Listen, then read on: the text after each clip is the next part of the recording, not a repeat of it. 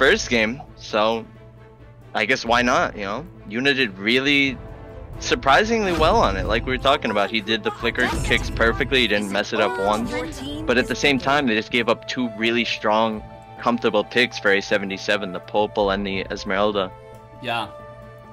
But Lunox is still open. I think Lunox can, if they pick Lunox now on the side lane, it can still work against this Esme. And guess what? Yeah, Saber's here.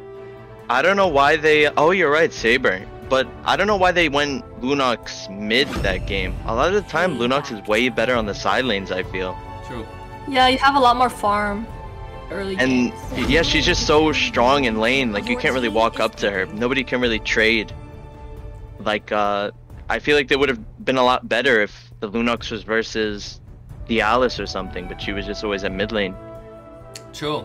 So I mean, even before the game started, Zen was saying like Lunox is straight up gonna win the lane against Alice, but we didn't see that.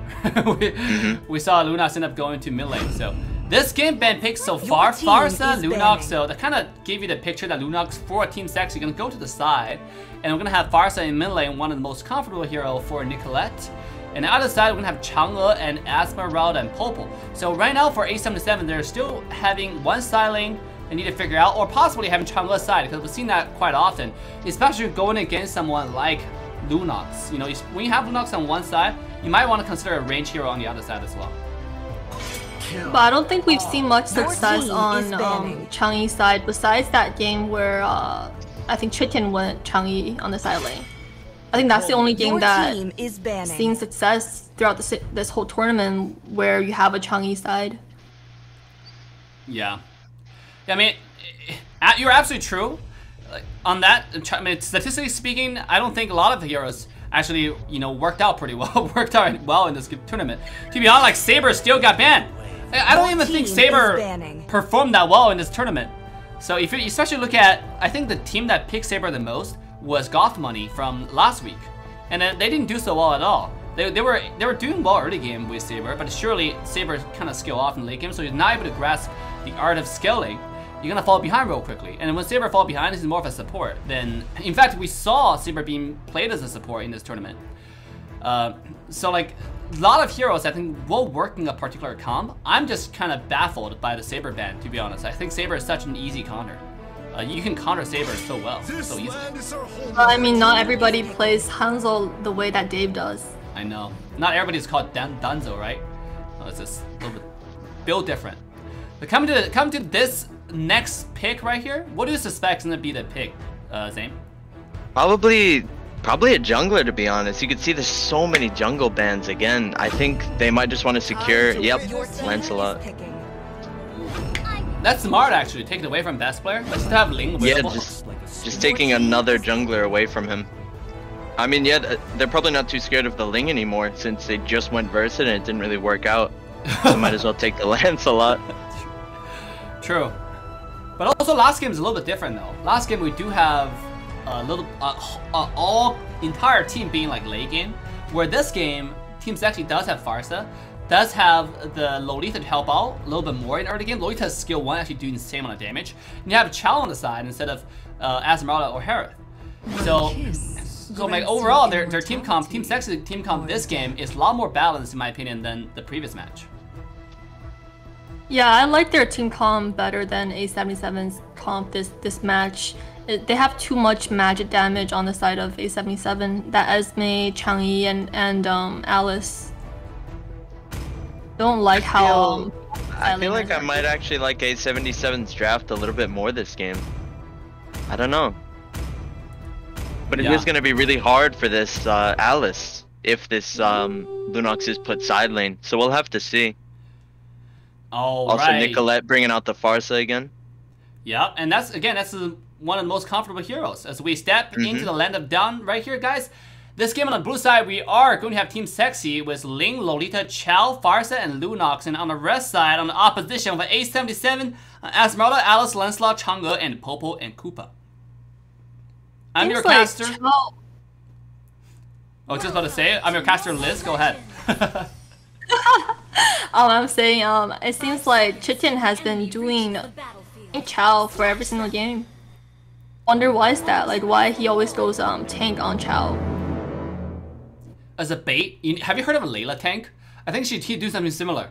Because usually Chow would build like full boother, full fighter build, but he just come out different, you know, all tank.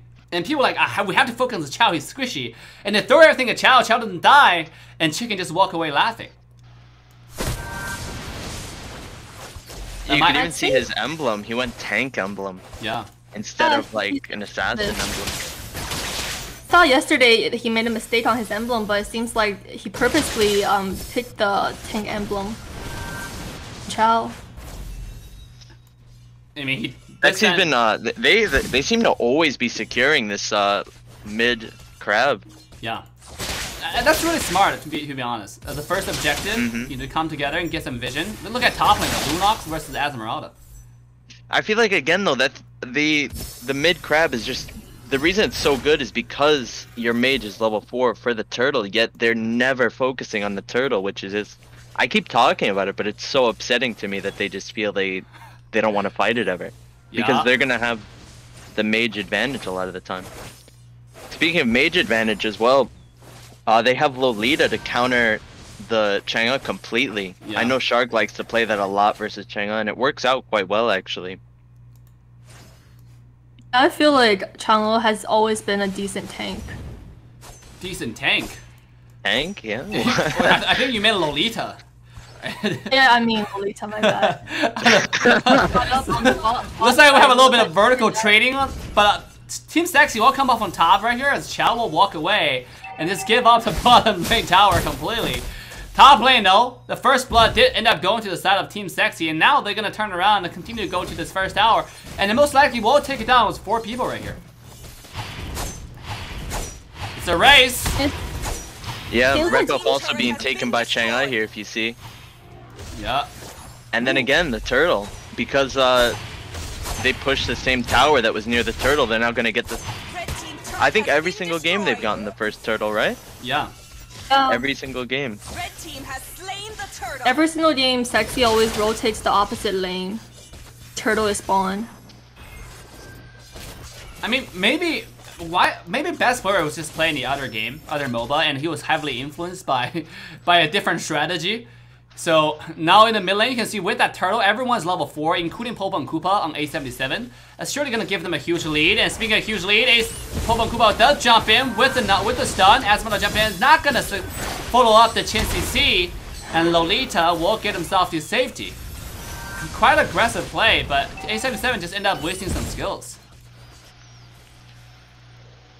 Yeah, I don't like the early trading on the side of Sexy. I feel like their rotation always focuses on the opposite lane, and right now this Chang'e pick is doing really well for Team A77. Yeah, Chow coming top, looking for a kick.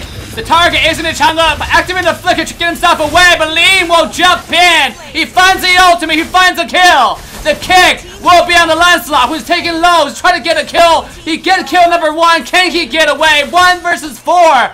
And it seemed like he tried to survive. Lunox finally find out his ultimate. It's a 1-2 trade to the favor of Team Sexy. I think that was a 1-3 trade even, no? Oh yeah, Chang'e died early, so it's a 1-3 trade. You're absolutely right. Yeah, I like that engage a lot actually from Farsa and Chicken mostly. Chicken was kind of like hurting them around, and then Farsa was easily able to drop her ultimates on all of them. I really like that flank from the Team Sexy. They're finally kind of like going to the bottom fight. Lane, beautiful ult plus flicker to make sure this one happens. Killing spree will go to best player, and is popping off this game. Speaking of popping off, Chow still in the front. The full tank Chow is putting in the work. Chang'e with the ultimate. Majority of it will be kind of blocked by Shark, but Chow will still not get away. The Chicken will fall on the bottom side. A little bit too aggressive from Team Sexy, and leaving the turtle wide open for A77 again. Seems like Team Sexy doesn't like to contest for the turtles. Red team has slain the turtle. Given this up and the previous turtle end in every single game. Yeah, they like towers a lot more, it seems. But I like their playstyle this game, especially with the Farsa. I feel like they should keep picking Farsa. Well, even if they lose this game, because it's their playstyle. I feel like it just changes. They're a lot more aggressive early game. Yeah. You know, now you said it, they're gonna ban Farsa next game now. Oh, they now might. jump. Getting jumped by Ling right here, still has the ult. He is gonna finally use the ultimate. Coming down, not gonna get caught so far, trying to get himself away. And best player will survive with 1/3 of health. Meanwhile, Farsa, in the mid lane though, Alice will find the engage, but can't quite find enough to kill the Farsa. Chow looking to get himself into the team fight, and will decide to kill this lethal wonder first.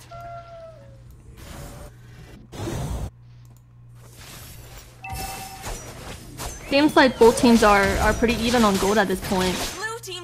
Which team do you think has a stronger draft in the late game? I feel like it's pretty even on both sides, with the Ling and Esme, Alice on the other side. Hold that thought. Bottom lane, Alice Merciless already wasted his skill once. Live still doing quite a bit of work, though. Get himself away. Lolita, beautiful position on the ult. Not going to be enough. Farsa's wide open, but the passive will keep herself alive, as she will make sure the enemy do not find any more damage into their health bar. Lunox might get himself low, but he does have the ultimate, and Lancelot, knowing that, will surely get himself away.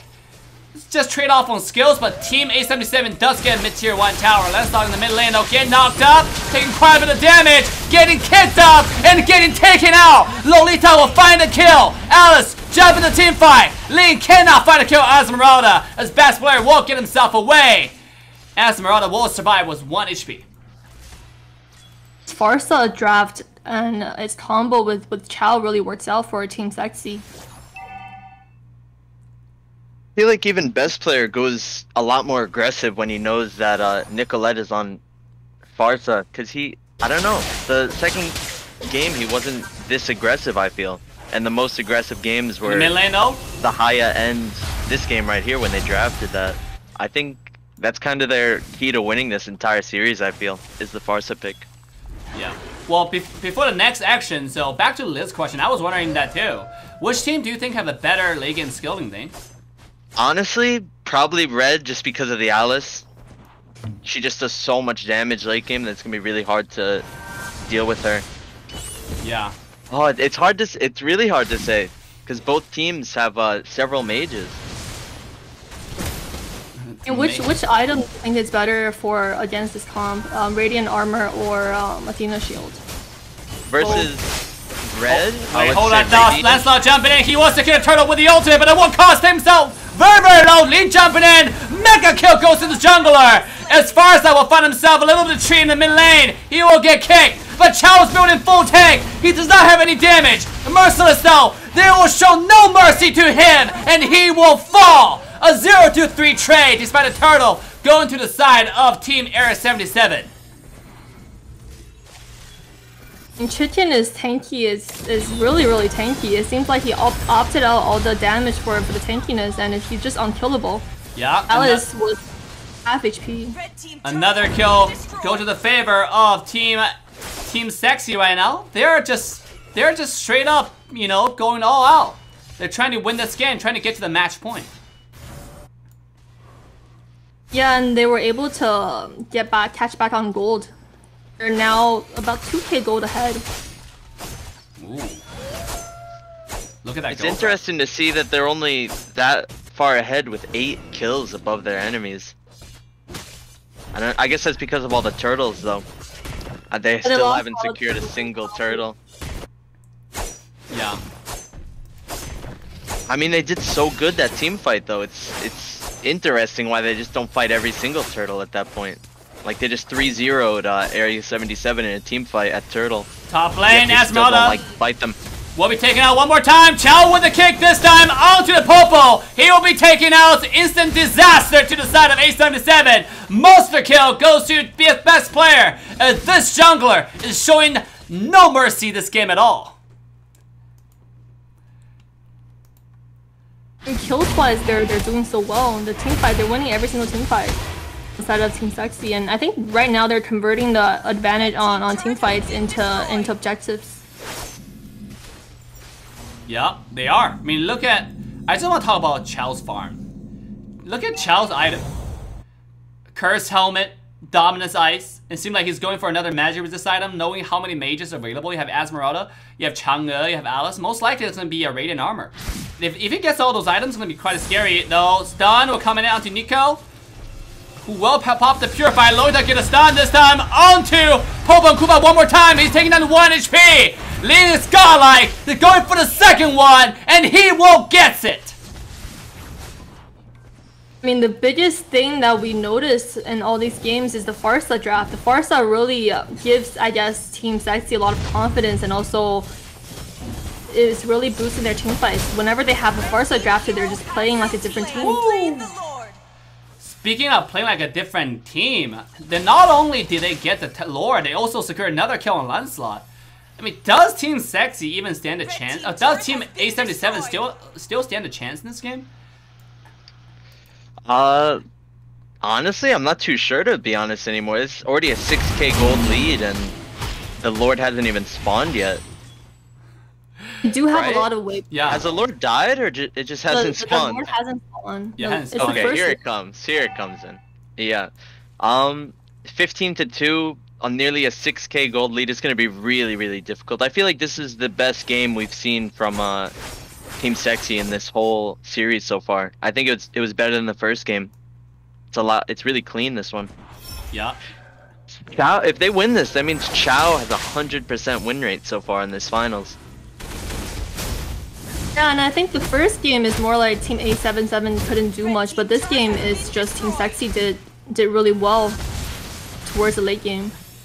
Yeah. The team fights are they're really going well for them. Hold that thought, Chow. The full tank Chow coming in, doing work. Target Chang'e getting kicked into the tower. He will be bursted down. Chow will find kill number 1 as best player. Trying to find kill number 2 under the tower. Lancelot jumping in. He will find a kill on Lolita, but at what cost? Double kill goes his Lunox. It's a disaster. It's an ace inside the base. Lancelot trying to stay alive. Actually, he stays alive for now. Double kill for the go to the side of Team Sexy. The entire base is going down. Not a single tower alive except for the crystal. Lancelot trying to do his best to defend, but he is getting left alone. There's still Minwave right here standing. Lancelot's popping off. Shutdown comes out. He's not going to survive against the Minwave. Chang'e coming in. He's trying to clear wave as fast as he can. But is it going to be enough? One more on the tank will secure the kill. Ladies and gentlemen, Team Sexy wins. Oh man, we just seen a downhill from so from fun that. when Dave can. Just so much energy. I love it. My throat is going out. I didn't think they would win right there.